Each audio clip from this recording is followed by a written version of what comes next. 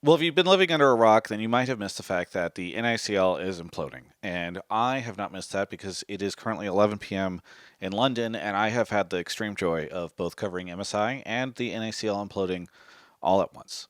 That has been my joy. Anyway, I maybe I should unionize. And that's what we're going to talk about in this video, which is how dumb pro players are for not unionizing. I can't believe that they didn't do it before now. I think that that was the first thing that they should have done whenever franchising occurred. And anyone who believes otherwise is stupid. Why did these guys not unionize? At least that's the opinion that I've been seeing a lot online.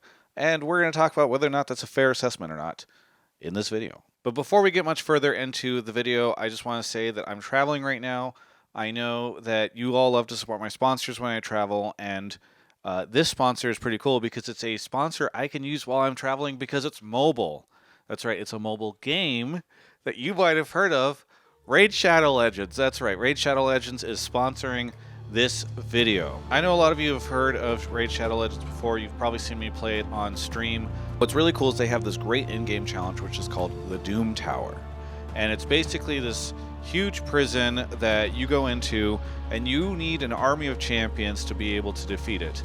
Because the bosses are really tough, including bosses like the Scarab King, who takes barely any damage unless you reduce his max HP. So it's just really cool that they've added the Doom Tower to Raid Shadow Legends, that it's this really cool endgame piece of content that you can get in and try. Because they're doing this Raid Call of the Arbiter drop, there's a bunch of other really cool things that are going to end up in the game as well during this limited series, including new champions, new artifact sets, events, and more. And there's even a whole load of champion battles that have just been added to the game, so for those of you that are really interested in the lore of games, this is a really cool opportunity for you. So if you haven't played Raid Shadow Legends before, first off, where have you been? But two, you can sign up using my code or the QR code on screen to get insane bonuses, including an epic champion, Talia from the Sacred Order faction, and other useful things like energy refills, skills tomes. So just hit my link in the description and I'll see you on the battlefield. Alright, so first off, I would like to ask you, viewer, are you currently part of a union? Chances are, especially if you live in North America, that you are not, because I think, you know, unless you're in like a special trade group or whatever, it's just not a thing that most people find themselves being a part of. I know in Europe that they are more popular, and I'm not here in this video to talk about the merits of being in a union or not, or the value or strengths of being in a union. But I do want to ask you, if your answer was no, which again, most certainly it was, why are you not in a union? Couldn't everything be better for you if you were in a union? You should just go get in a union. I can't believe you haven't gotten in a union yet. The answer is you probably aren't in a union for many of the same reasons, and maybe not for some of the reasons that the pro players have not unionized yet. And the main reason is that most people feel like they do not need to be a part of a union. They don't think that the benefits of going through all of this outweigh the costs, or they are perhaps more happy with their job, or they're satisfied with their pay. They think they can get increases or whatever. They do not feel as though they need to have collective bargaining power with the people that are around them. And creating a union is incredibly complicated and not easy to do. So that's what I think is the most obvious answer as to why people, the players in particular, did not unionize whenever franchising occurred or ever since. And I don't think it is because they are lazy. It is because, quite frankly, unions are formed when people are working in really shitty situations, where they are unhappy with their pay, most prominently, or unhappy with working conditions or something along those lines. And quite frankly, up until now, pro players have had it pretty good. They have made a lot of money. They have, in North America, most players have made a lot of money, and they have been able to negotiate around scrim schedules and all sorts of different things. Like, it is actually a thing where, for the most part, it has been fine. In fact, with the advent of franchising and as more money has started pouring into the scene, in some ways pro players have had more responsibilities. In a lot of ways, they have had less responsibilities, right? It is a situation where pros are, over the course of my career, I've started getting more and more declines on interviews because teams don't want to make the pros do interviews, stuff like that. Again, we're starting to swing back a little bit as the economics get different, but for the most part, pro players have had it pretty good. And you now scream into your computer or go post on Reddit about exactly. It's like they had it all good and that's why they didn't unionize and they should have unionized. How short-sighted. But again, that is like the way everyone tends to function around unions. Like, I am just asking you, viewer, to consider the practical realities of the situation. If you are a pro player and you are very happy with your lot in life and you are making good money and your career is probably not going to last very long, you're not worried about what your relationship is going to be with your organization 10, 20, or 30 years down the line, do you feel particularly incentivized to unionize? You don't have a need to. Everything that you want has been taken care of. Now, obviously, things have changed. Although I would argue that like the NACL stuff has not changed the practical day-to-day lives of most of the pro players enough for them to engage. We'll see what happens. But like, I don't think that we should all go out and get angry that a bunch of pro players who had perfectly great situations for themselves professionally did not feel the need to go out and unionize. Again, traditional sports unions, which I will admit I am not the biggest expert on, but my understanding is that those usually formed because somebody came in from the outside and said, hey guys, like you should all work together, get more of these profits, you're getting ripped off. Just not the situation that was happening in the LCS at all. But there are some other reasons as well. Even if you think that they should have just been, able to foresee the future and do this for the goodwill of everything. Another reason is we rotate players in and out of the league constantly, and it is really hard to organize or get people together when, one, they're constantly moving in and out of the system, and two, they don't know how long they're going to be in that system.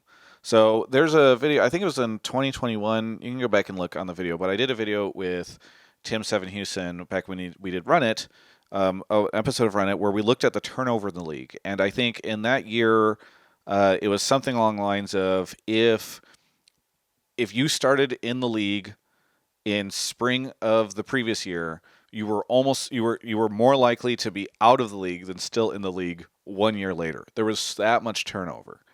And that is a huge contributing factor to why these players aren't able to like collectively work together, because you're churning players in and out of the system.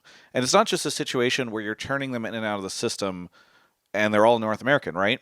You have a lot of players who are just not invested in the LCS system, and that is a product of the players that the LCS teams have decided to pursue. So think about the amount of players, and I'm not trying to call anybody out in terms of like, oh, they should have unionized or something like that, but I'm just going to name some names. Dakui, Perks, Alfari, Whippo, Broxa, like there are so many players who have come into the league for a very short time and then left. And these are players that probably didn't come up through the NACL, probably didn't know how long they were going to be in North America in the first place. And so really what incentive do these folks have other than, I guess you could argue the general goodwill of humanity, which is not really the way a lot of people operate in these situations. Why these folks would have any reason to try to be like, what we need to do is unionize and make the system great for everybody. Like, it's just not, they are not as invested, for understandable reasons, in the LCS as other players who've been around for a long time, because it just doesn't make sense. Also, I would ask you, how do you create a union? I don't know.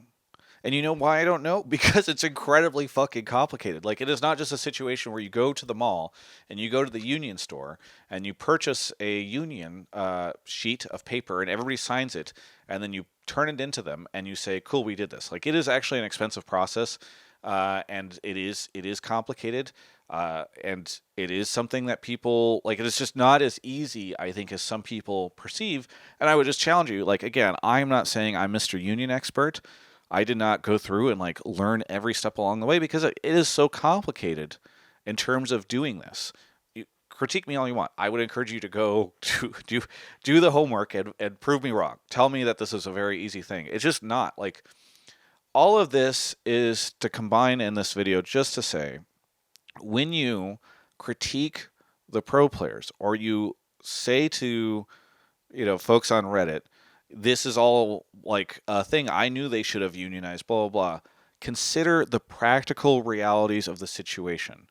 It is easy to sit in your chair at your computer or on your phone and write this comment somewhere or tweet it or whatever. But I ask you to think about the people that are actually in these situations, what their incentives are, when unions generally are formed, how they're formed, how invested some of these pro players are. Again, as a result of the circumstances where we're churning players in and out, and ask yourself, is it really reasonable to expect that these folks unionized before now? Because I think it's perfectly reasonable to understand why they didn't. Now, I think there's a completely separate conversation to say what should their response be now, and maybe I'll do a separate video about that. We talked a little bit about it on Hotline League. I think there are, for many of the reasons I listed in this video, there's still a lot of challenges. Like if you are a pro player in the LCS and you are from another region and you might be going back to that region at some point in time in the future, or you are worried about losing your position in LA because you are unsure of how protections work around all, collective movement against an employer. Like there are a lot of reasons for people to still be nervous, and a lot of reasons why there's an uphill battle for the players to organize around all this stuff. And I hope they do, because I do think that it has shifted a little bit where the players are less protected than they were before. But we'll see how things go. All right, that's it for this video. No outro on this one specifically, but I will say that if you would like to support what I do, you can subscribe to the YouTube channel. People haven't been subscribing because I haven't been asking people to subscribe, so maybe if I do, that will help. And then you can also become a member of the YouTube channel for $2.99 a month. It's like nothing. I set it for, I think, the lowest price I could, or close to the bottom. But doing so allows you to see videos early, and you get a special badge, and it's just a cool thing. Maybe you don't do the Twitch stuff. YouTube allows you to do this as well now, so it's kind of a cool thing. Either way, thanks so much for watching. Please leave a comment telling me why I'm a stupid idiot, and you should just go to the union store and buy a union paper and unionize. Because again, what do I know?